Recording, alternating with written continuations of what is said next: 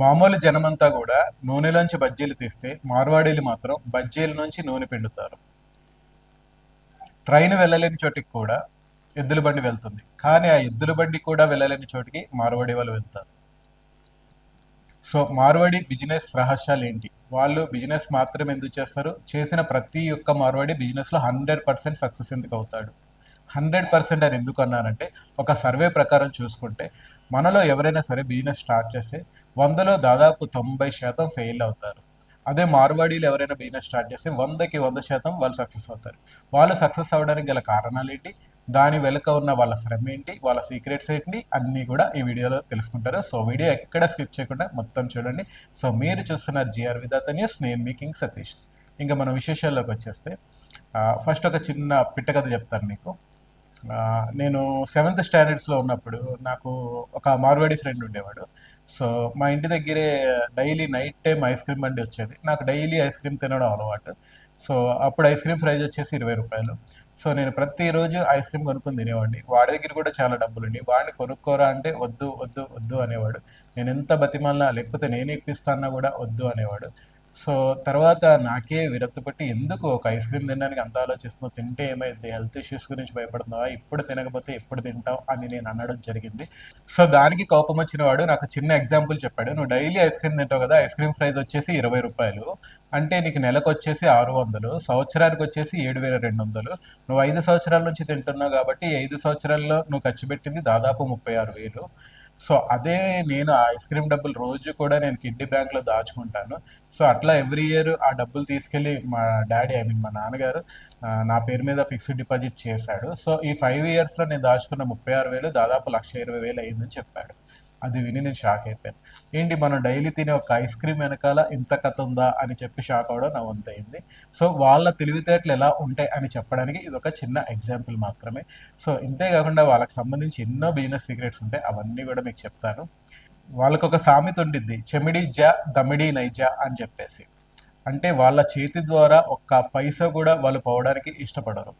అంతేకాకుండా మనము ఈ మధ్యకాలంలో బాగా అలవాటు పడ్డాం ఆన్లైన్ షాపింగ్స్, క్రెడిట్ కార్డులు యూజ్ చేయడం, ఫోన్పేలు, గూగుల్ పేలు యూజ్ చేయడం. అంటే డబ్బులు మనకు తెలియకుండానే మనం ఎన్నో రకాలుగా ఖర్చు పెట్టేస్తాం. కానీ వాళ్ళు ఏం కొన్నా సరే ప్రతిసారి కూడా వాళ్ళు డబ్బులు ఇచ్చే కొంటారు. నేను అది కూడా అడగడం జరిగింది, ఎందుకు ప్రతిసారి డబ్బులు డబ్బులు డబ్బులు చిల్లర కోసం ఇబ్బంది పడుతూ ఉంటావు, ఫోన్పే చేయొచ్చు కదా అని కూడా అంటే, లేదు, మన చేతి ద్వారా మనం డబ్బులు బయటకు తెస్తేనే మనం ఎంత ఖర్చు పెడుతున్నాం అనేది మన మైండ్కి మన మనసుకి తెలిసిద్ది. సో తద్వారా మనకి ఖర్చు మీద కొంచెం కంట్రోల్ అనేది వచ్చింది. లేదు, క్రెడిట్ కార్డులు, ఫోన్పేలు వాడితే ఇష్టం వచ్చినట్టు మనం ట్రాన్సాక్షన్ చేస్తాము, అది మా దాంట్లో ఉండదు, మాకు ఇష్టం ఉండదు అని చెప్పి వాళ్ళు చెప్తారు.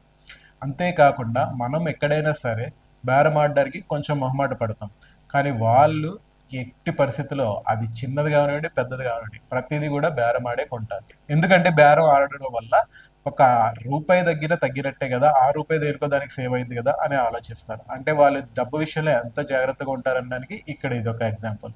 అంతేకాకుండా మళ్ళీ వాళ్ళ షాపులకి వెళ్ళి, మార్వాడి షాపులకి వెళ్ళి మనం బేరం ఆడితే మాత్రం వాళ్ళు రూపాయి కూడా తగ్గించడానికి ఇష్టపడరు.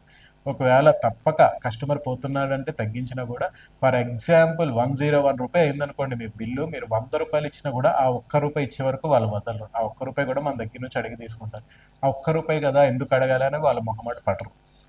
సో ఇంకా వీళ్ళ బిజినెస్లోకి వచ్చేస్తే, ముందు కస్టమర్ని ఎవరైనా వచ్చారంటే వాళ్ళకి చాలా బాగా రెస్పెక్ట్ చేస్తారు. కస్టమర్ని ఎట్టి పరిస్థితుల్లో షాప్ దాటి పోనివ్వరు. ఫస్ట్ టైం కస్టమర్ వచ్చినప్పుడు, రెండోసారి కస్టమర్ వచ్చినప్పుడు వాళ్ళు నమ్మిస్తారు. తర్వాత మూడోసారి నుంచి అలవాటు పడ్డ తర్వాత వాళ్ళు లాభాలు అనేది చూసుకుంటారు. ఫర్ ఎగ్జాంపుల్ మీరు ఒక పక్క షాప్లో చూశారు, అది ఒక 100 రూపాయలు అనుకుందాం, మీరు 80 రూపాయలకు అడిగారు, ఆ షాప్ వాడు ఇవ్వనన్నాడు. సో మళ్ళీ అదే ఐటమ్ మీరు మార్వాడి షాప్లో చూశారు, మీరు 100 రూపాయలది 80 రూపాయలకి అడిగారు, వాళ్ళు ఎవరన్నారు.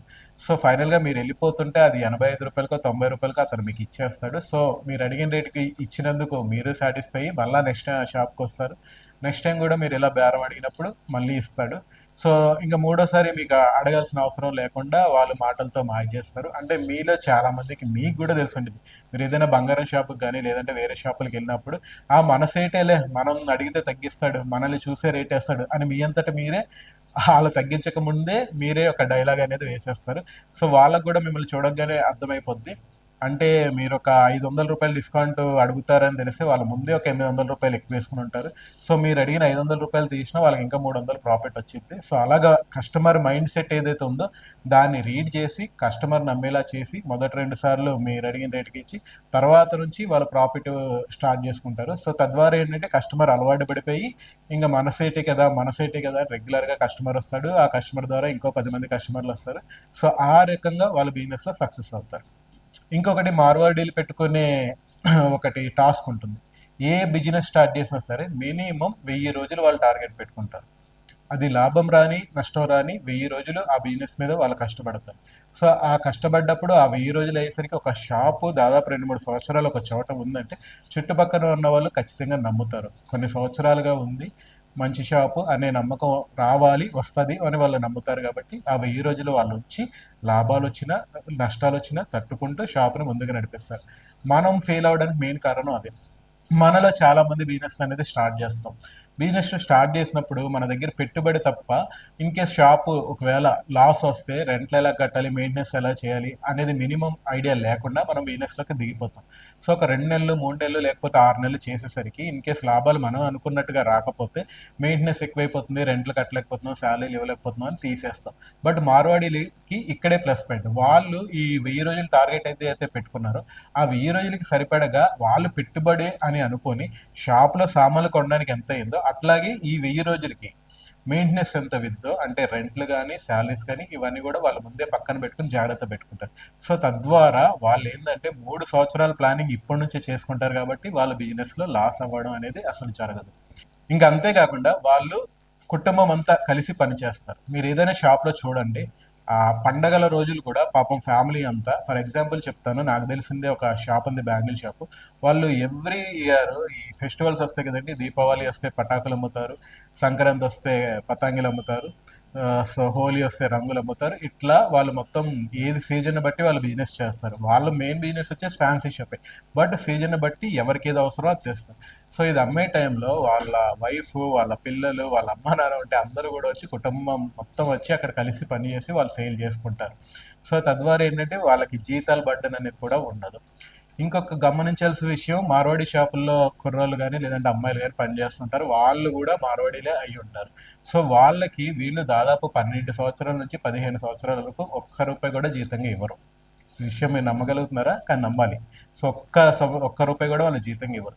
సో వాళ్ళ దగ్గర వాళ్ళ చుట్టాల పిల్లల్లోనే లేదా వాళ్ళకి తెలిసిన పిల్లల్లోనే తీసుకొచ్చి పనిలో పెట్టుకుని 12 నుంచి 15 సంవత్సరాలు ఒక్క రూపాయి కూడా జీతం లేకుండా వాళ్ళతో పని చేయించుకుని, సో ఆ టోటల్గా ఈ 15 సంవత్సరాలకి వాళ్ళు లెక్కేసి అది ఎంత విద్దో అంత ఒక ఐడియాకి వచ్చి, సో ఆ డబ్బునే పెట్టుబడిగా పెట్టి ఇన్ని సంవత్సరాలు పని చేసినందుకు వాళ్ళకి షాప్ పెట్టించి వాళ్ళని కూడా సెటిల్ చేస్తారు. ఎంత బాగుందండి ఈ ఐడియా. అసలు మన దాంట్లో ఒక్కరైనా ఉన్నారు అలా చేసేవాళ్ళు? డెఫినెట్గా లేరు.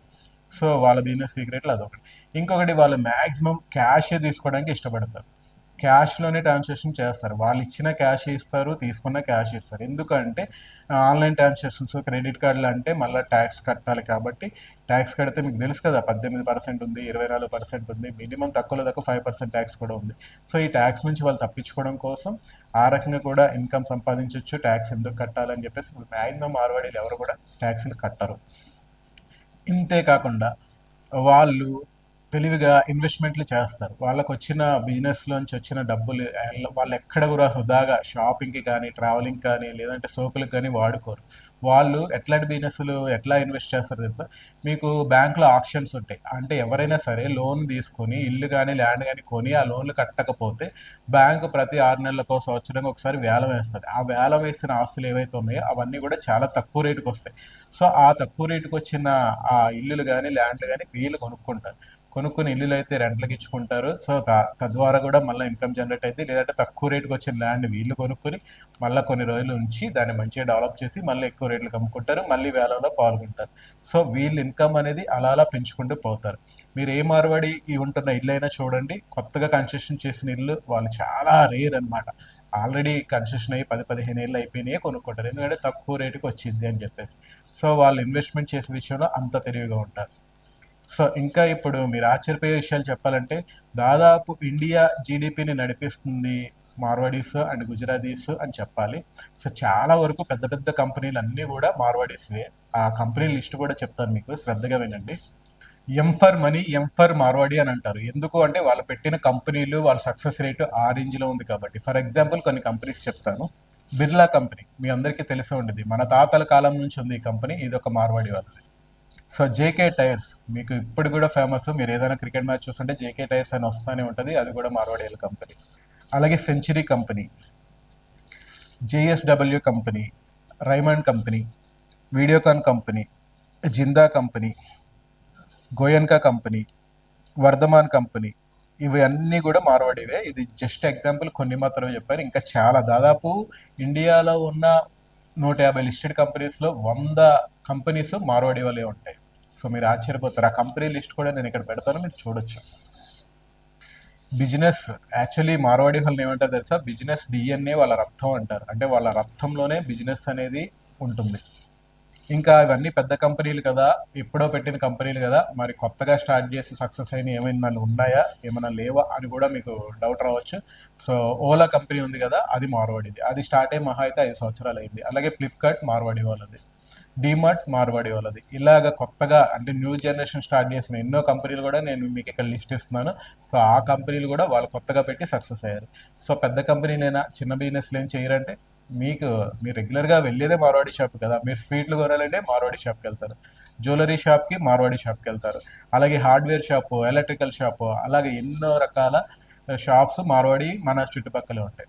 మీరు బాగా అబ్జర్వ్ చేయండి, ఎక్కడైనా సరే కొత్తగా ఒక ఏరియా డెవలప్ అవుతుంది, అక్కడ ఇల్లులు పడుతున్నాయి, ఒక 10 ఇల్లులు, ఒక 10 8 ఇల్లులు కట్టారంటే ఆటోమేటిక్గా మార్వాడి షాప్ వచ్చేది అక్కడ. అంటే ఇంటి సామాగ్రికి సంబంధించిన షాప్స్ కానీ ఎలక్ట్రికల్, శానిటరీ ఇలాంటి అన్నీ కూడా వాళ్ళు వచ్చేస్తారు. లేదంటే ఏదో ఒక మూల ఒక కిరాణా షాప్ వచ్చేది. అంటే వాళ్ళకి తెలిసిపోద్ది ముందే, సో ఈ ఏరియా డెవలప్ అవుతుంది, అవబోతుంది. సో మనం ఇక్కడ షాప్ పెట్టుకుంటే మన టార్గెట్ 1000 రోజులు అని చెప్పాను కదా మీకు. ఖచ్చితంగా ఆ టైంకి నెంబర్ 1గా మన షాప్ ఉండిద్ది. నేను ముందే మీకు చెప్పాను కదా, ఎద్దుల బండి కూడా వెళ్ళలేని చోటికి మార్వాడి వాళ్ళు వెళ్తారని. సో అలా వాళ్ళు ముందే ప్లాన్ చేసుకుని ఈ ఏరియా అయితే డెవలప్ అవుతుందో అక్కడికి వెళ్ళిపోతారు. వాళ్ళు మన రాష్ట్రమా, మన ప్రాంతమా, మన చుట్టాలు ఉన్నారు ఇవన్నీ చూసుకోరు. ఎక్కడైతే బిజినెస్ బాగా నడిచిద్ది, ఎక్కడైతే బిజినెస్ ఉంటుంది అనుకుంటారో అక్కడికి ఎటువంటి భయం లేకుండా వాళ్ళు వెళ్ళిపోతారు, బిజినెస్ చేస్తారు, సక్సెస్ అవుతారు. అట్లానే బిజినెస్లో వచ్చిన డబ్బులు నేను చెప్పినట్టుగా ల్యాండ్స్ కొనడమే కాకుండా వాళ్ళు వడ్డీకి ఇస్తారు. ఎందుకంటే వడ్డీకి ఇవ్వడం కూడా వాళ్ళ డిఎన్ఏలో ఉంటుంది. ఆ వడ్డీకి ఇచ్చిన డబ్బులతో మళ్ళీ డబ్బులు వస్తాయి, మళ్ళీ ఆ డబ్బుల నుంచి మళ్ళీ వడ్డీకి ఇచ్చి మళ్ళీ డబ్బులు వస్తాయి. ఇలాగా మనం ఒక ₹1,00,000 లేదంటే 10 లక్షలు ఉంటే బ్యాంకులో వేసుకుంటాము, లేదంటే ఇంట్లో పెట్టుకుంటాము. కానీ వాళ్ళు ఒక 10,000 కూడా వాళ్ళ దగ్గర ఉంచుకోవడానికి ఇష్టపడరు. ఆ 10,000 ఒక 10 రోజులు, నెల రోజులు వడ్డీకి ఇచ్చుకుంటే ఒక ₹600 ₹1,000 వస్తుంది కదా అని వాళ్ళు ఆలోచిస్తూ ఉంటారు. సో ఆ రకంగా కూడా వాళ్ళు డబ్బుతోనే మళ్ళీ డబ్బు సంపాదిస్తూ ఉంటారు. ఇంకా మార్వాడీస్లో ఎవరు కూడా జాబ్స్ అనేది చేయడానికి ఇష్టపడరు. ఒకవేళ జాబ్స్ చేసినా వాళ్ళు సిఏ, చార్టెడ్ అకౌంట్ ఇలాంటి జాబ్లే చేస్తారు. అంటే డబ్బుకి సంబంధించిన ఐడియాస్, డబ్బుని ఇంకా ఎలా పెంచుకోవాలి, లేదంటే డబ్బుకి సంబంధించిన లెక్కలు, ఇలాంటి జాబులు చేయడానికి ఇష్టపడతారు తప్ప నార్మల్గా అందరూ మనం చేసే పనులు చేయడానికి వాళ్ళు ఇష్టపడరు. వాళ్ళ డిఎన్ఏ చెప్పాను కదా, వాళ్ళ బిజినెస్ గురించే వాళ్ళు ఎక్కువ ఆలోచిస్తుంటారు. సో చిన్నది పెద్దది అని చూడకుండా ప్రతి బిజినెస్లో వాళ్ళు సక్సెస్ అవడానికి ఇదే కారణాలు. ఇంతే కాకుండా వాళ్ళు నీట్నెస్ని చాలా బాగా నమ్ముతారు. వాళ్ళు ఉండే ఇల్లు కానీ షాప్ కానీ చాలా నీట్గా ఉంచుకుంటారు. ఎందుకంటే ఎక్కడ నీట్నెస్, పరిశుభ్రత అనేది ఉంటే అక్కడ లక్ష్మీదేవి ఉంటుందని ఒక నమ్మకం. సో దాన్ని 100కి 100% వాళ్ళు నమ్ముతారు కాబట్టి వాళ్ళు అలా జీవితంలో సక్సెస్ అవుతున్నారు. సో చాలా వరకు వాళ్ళకి సంబంధించిన సీక్రెట్స్ అండ్ ఐడియాస్ చెప్పాను. సో మీరు ముందు ముందు ఏదైనా బిజినెస్ చేయాలనుకుంటే ఇందులో కనీసం 50% మీరు అప్లై చేసినా కూడా డెఫినెట్గా మీరు బిజినెస్లో సక్సెస్ అవుతారు. సో అది మ్యాటర్. వీడియో నచ్చితే లైక్ చేయండి, షేర్ చేయండి. మీరు చూస్తున్నారు జిఆర్ విత్ న్యూస్. నేను మీ కింగ్ సతీష్.